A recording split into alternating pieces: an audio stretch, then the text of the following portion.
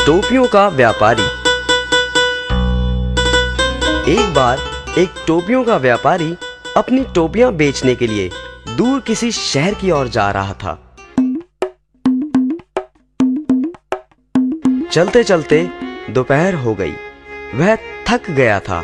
एक बड़े पेड़ के नीचे उसने अपनी टोपियों की टोकरी अपने कंधे से उतारी, अपने खाने का डिब्बा खोला और भोजन करने लगा।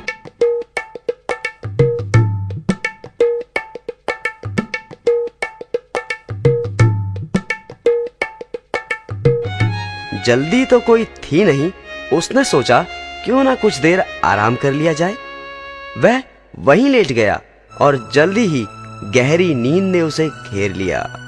उसे क्या पता था कि वह एक ऐसे पेड़ के नीचे सोया हुआ है जिसमें ढेरों बंदरों ने अपना ठिकाना बनाया हुआ था। बंदरों ने जब टोकरी में पड़ी हुई रंग बिरंगी टोपियां देखी तो उन्होंने टोपियों से खेलने का मन बना लिया। वे एक एक कर सभी नीचे आ गए और सभी ने एक एक टोपी उठा ली और जल्दी ही सभी पेड़ पर चढ़ गए। टोपी वाले की आंख खुली। जैसे ही उसकी नजर खाली टोकरी पर पड़ी, उसके पैरों तले से जमीन निकल गई। वह परेशान हो उठा कि उसकी सारी टोपियां कोई चोरी करके ले गया था। वह चिल्लाया, हाय हाय, मैं लुट गया, बर्बाद हो गया। कौन ले गया मेरी टोपियों को? अब मेरा क्या होगा?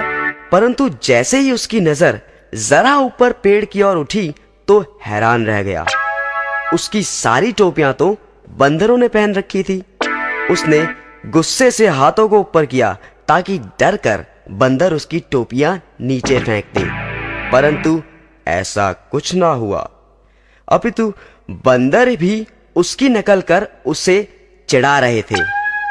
इससे उसके दिमाग में एक तरकीब सूझी। पहले उसने अपने हाथों को हिलाया, उसी तरह बंदर भी अपने हाथ हिलाने लगे। फिर वो ऊपर नीचे कूदने लगा। बंदर तो नकलची होते ही हैं। बंदर भी ऊपर नीचे कूदने लगे।